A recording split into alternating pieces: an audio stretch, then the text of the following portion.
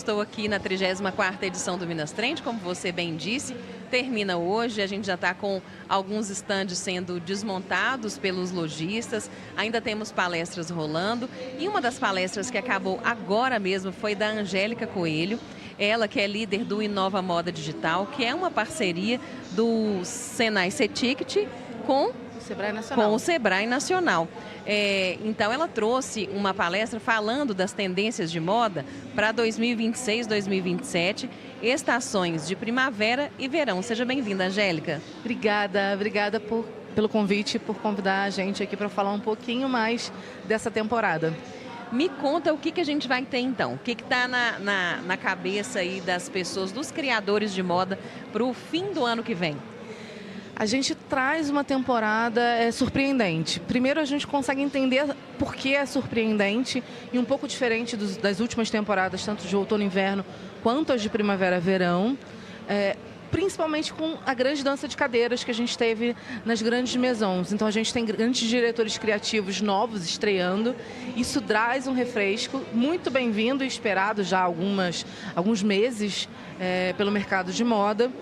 E a gente traz a temporada com a temática aura, que é aquilo que contagia. A gente traz um pouco da raiz da palavra, pensando que em algumas línguas latinas ela se refere à brisa, aquela sensação gostosinha que a gente tem no final de tarde do verão, com mais tempo, mais paciência e, em contrapartida, também sobre o significado daquilo que emana, que reverbera, que consegue contagiar os que estão em volta. A temporada chama para uma força de ação. Então, a gente já teve muitas experimentações, estudou, se reequilibrou, tentou novos caminhos e agora, com esse aprendizado, a gente chama para tangibilizar, para fazer essa força do imediato de botar em prática o que a gente vem aprendendo desde a pandemia, onde a gente ainda não teve uma ruptura por completo. Para essa fase de transição que tem se estendido há muito tempo, a gente vê a moda pela primeira vez em alguns meses com bastante inovação. Então, a gente vê mais profusão em tecidos mais fluidos, cores mais vibrantes, a gente vê aquela brisa mesmo do verão em diferentes aspectos. Brincadeiras com fluidez, transparências veladas, pensando névoas, um gasoso, um esfumaçado, que brincam com tonalidades de cores através de camadas. Renovações de modelagens clássicas e alfaiataria se combinando para trazer o familiar, mas com um toque de autenticidade. Para além disso, a gente tem muito tecido e muito esvoaçante em comprimentos midi e mini, brincando para essa temporada ser bem bonita e bem trazendo esse refresco da estação, que a gente sempre pede um momentinho de pausa nas férias. A gente tem a moda como um reflexo do comportamento, né, social, comportamento político. O que a aura reflete do comportamento que a gente está nessa transição pós-pandemia? Quando a gente fala em pesquisa de tendências, a gente sempre tinha uma nomenclatura. Eu falo tinha porque faz muito tempo que a gente não atualiza isso, que é a quebra de paradigmas. A gente sempre tem uma ruptura para alguma coisa muito nova quando a gente tem movimentos sociais, de comportamento, de consumo, onde a gente rompe com o que vem antes. Quando a gente tem uma aceleração tecnológica, uma profusão de informações que consumimos diariamente, a gente começa a entrar num ciclo um pouco mais longo. Então, falamos já de muitos temas transversais como sustentabilidade, inovação, novas ondas tecnológicas com adoção e desenvolvimento muito rápidos. E quando a gente olha para a moda, esse paradigma parece que se estendeu. A gente teve um momento de paralisação com a pandemia e a gente escutou falar de novo normal. Esse novo normal nunca virou nem novo nem normal. E a gente começou a viver com esses aprendizados a partir desses tópicos. Então, influências sobre a inconstância tem sido uma normativa.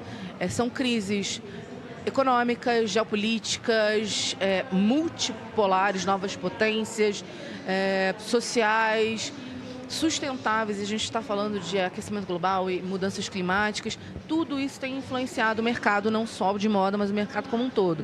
Então, são safras, colheitas, e a gente começa a ver variações de preços somado à crise de custo de vida, a gente começa a ver algumas pivotagens e núcleos geracionais. A gente já ouviu falar muito dos millennials, que tinham um propósito como motor principal, as experiências. Eles chegam no momento de 40 a mais, pensando que não foi bem aquilo.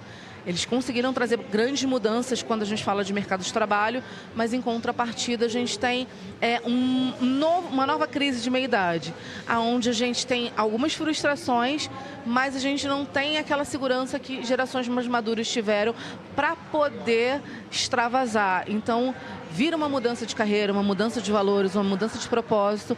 Em contrapartida, a gente tem uma geração mais jovem, que é a geração Z, que a gente tem se focado muito nas últimas temporadas e últimos anos, porque é uma geração em crescimento, que sempre abre portas para a novidade, para a inovação, mas que também tem sofrido com essa crise de custo de vida. Então tem menos poder aquisitivo, principalmente quando a gente fala em alguns pontos, em alguns territórios do globo, mas que ele tem um senso de ser mais iconoclasta, representação de personalidade e alguns valores que ele não está conseguindo executar por conta de falta de poder aquisitivo, como sustentabilidade sendo uma delas. Então, consumir de marcas que tenham menor impacto, tenham melhores valores, que se assemelham com o que eles acreditam, viram quase que um conflito. Eu consigo comprar lá naquela que vende da China, mas eu não consigo aportar, investir naquela marca que eu acredito.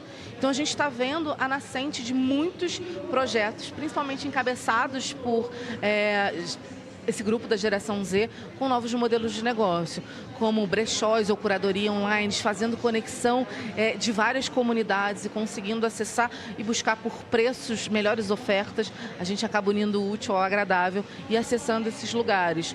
A gente chegou no momento dessa geração onde ela está tomando voz e reverberando algumas reivindicações, já trazendo alguns ícones, como a gente já teve em algumas manifestações passadas, mas o que a gente traz para essa temporada de essencial é como é que esses núcleos geracionais convivem entre si.